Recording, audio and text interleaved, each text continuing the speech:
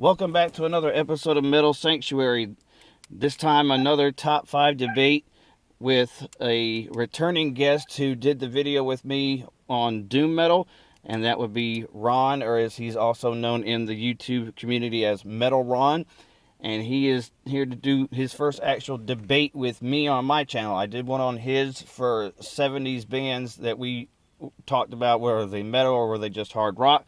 And this time we actually have a specific artist that we're looking at, the late great Ronnie James Dio.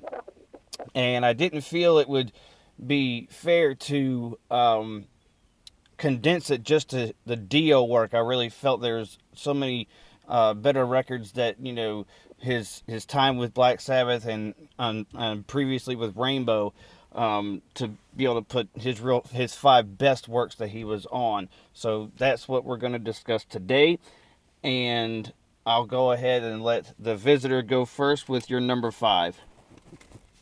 Well, first off, great. Thanks for having me again. And my number 5 is going to be Black Sabbath's Mob Rules. And that's, for me, that's a record that edges out Heaven and Hell. They're every bit as equal to each other as far as song-wise goes, but I think the production on Mob Rules brings it kind of back to like the early Black Sabbath sound. So Mob Rules, my number 5.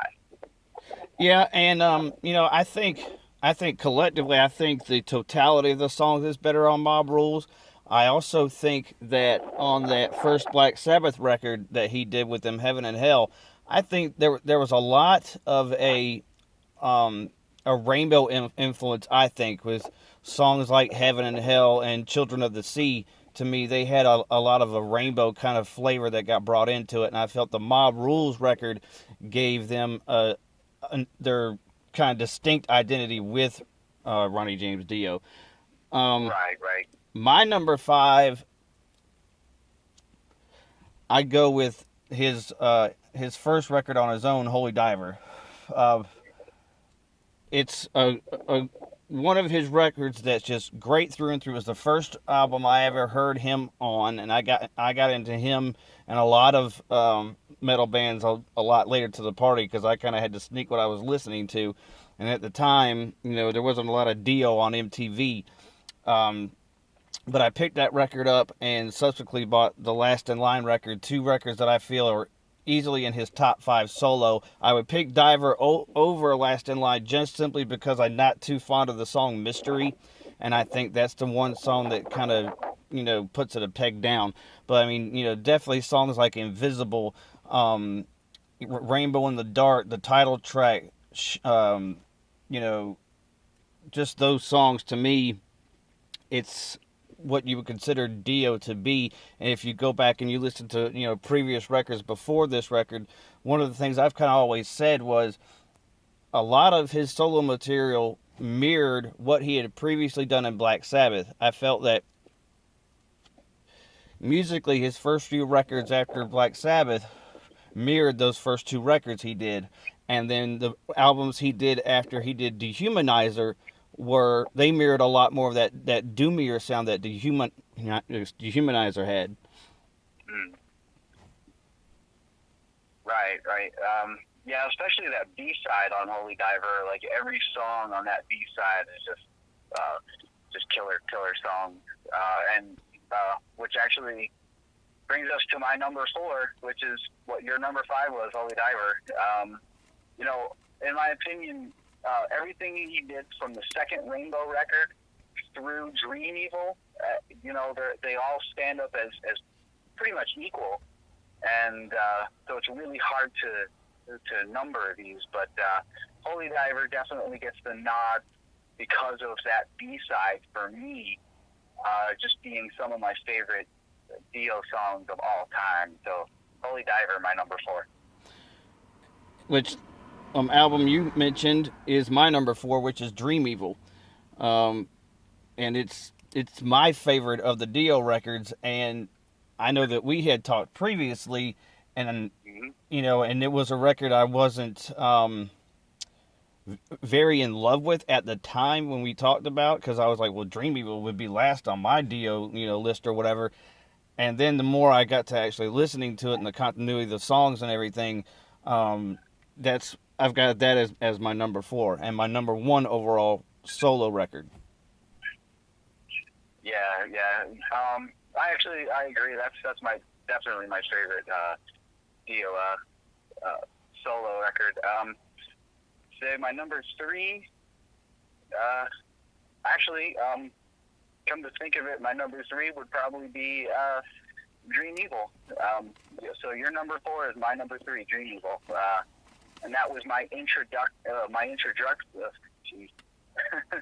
my introduction to Dio back in 1988 when Dream Evil was still pretty new, and songs like I Could Have Been a Dreamer and Sunset Superman.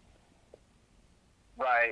They're a little bit more poppy, radio friendly, but that's what I got into right in the beginning, and just all the songs on that album, just front to back, just blew me away, and an album that never left me, and I still consider it a perfect album, top to bottom. So definitely Dream Evil, my number 3. My number 3 would be my favorite that he did with Black Sabbath, and that would be the Dehumanizer album.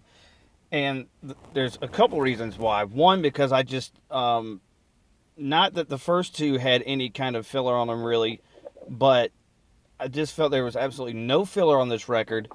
To me, it sounded more like a true Sabbath record than a Sabbath with Dio record, because it went back to some of the stuff they did like on Paranoid and Masters of Reality, and even sections of Volume 4, that real kind of slow, kind of doomy stuff. And, probably my all-time favorite song on that record is I. And, with any record that Dio is going to be on, his lyricism is always in front to me, even more so than his vocal ability. Yeah, I think it's funny because your number 3 is actually my number 2, Dehumanizer.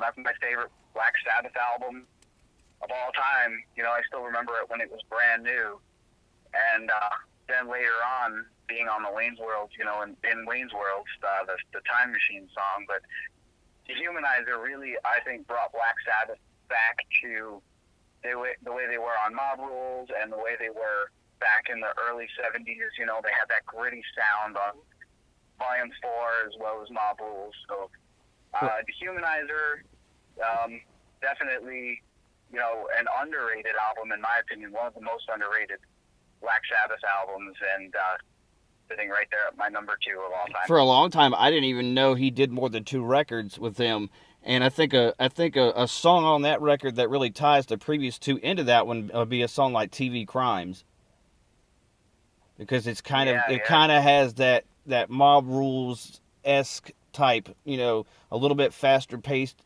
type stuff to kind of mix in with the doominess.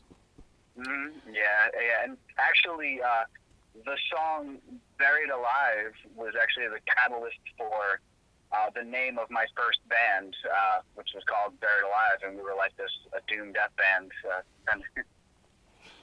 My number 2 is going to switch tracks just a bit, and I'm going to the second Rainbow record he did, Rainbow Rising. If for no other reason than the song Stargazer. There's obviously plenty of other songs on that record, but that to me is, I think,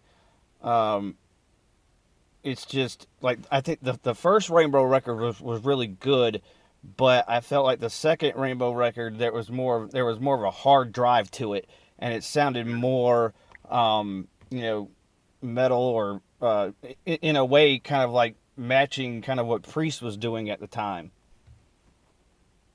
Yeah, and it also had sort of a progressive element to it, so you can kind of call it one of the first progressive hard rock albums. And it's funny you mentioned that one, because that's actually my number 1 of all time with Dio, Rainbow Rising. That's my favorite album from '76. It's one of my second favorite '70s albums, and just the top to bottom fantastic album. Like I said, probably can be considered one of the first progressive hard rock albums, and for the exact same reason you said with Stargazer, and also a song like Run with the Wolf, which was, really one of the, in my opinion, an actual heavy metal song. So yeah, Rainbow Rising, I don't think it gets more perfect than that. And being that said, I went with my number one, another Rainbow record, but I'm not going with the first one. I'm going with Long Live Rock and Roll.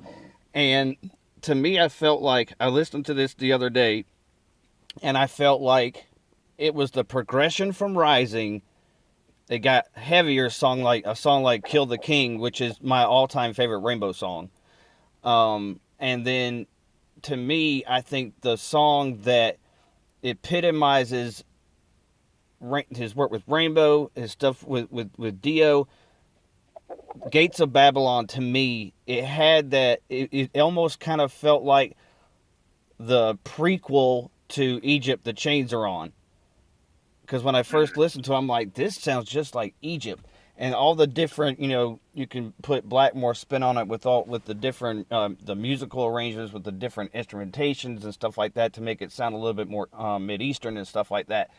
I felt just as a whole, I feel all of those songs as a whole are to me better than the Rainbow Rising record. Yeah, and with that, the song that you mentioned, as well as Stargazer, you can kind of hear where Richie Blackmore go later on in his career with the Middle Eastern stuff that he did with his wife. That's a great list, my friend. All right, so this is what I'm proposing, because numbers of yours came up from above mine, and I think we both kind of maybe in agreement on the Long Live Rock and Roll. So here's what I'm wanting to think. If we did Long Live Rock and Roll at 1, Rising at 2, Dehumanizer at 3, Dream Evil at 4, and we'll put Holy Diver and Mob Rules at a tie for 5. That sounds perfect. Because our list is not that much different, other than when you had Mob Rules at 5 and we progressed a step ahead of each other. Right, yeah. Yeah. All right, well, that's the list, and hopefully we'll get another chance to do one of these again in the future. And to all those out there, Ron has his own YouTube channel. I believe you still have the 7s in front of the middle, Ron, and the 7s in the back, if it hasn't changed since the last time I looked. The channel name is actually just Ron Haggerty. Okay. But I do in my intros. I still have the numbers at the front and back, but the actual channel name is just Ron Haggerty now. All right, Haggerty, Haggerty, Haggerty. All right. Always good to have you on, brother. Always good to talk to you too. All right, man. Stay metal, and God bless. All right. Take care. God bless.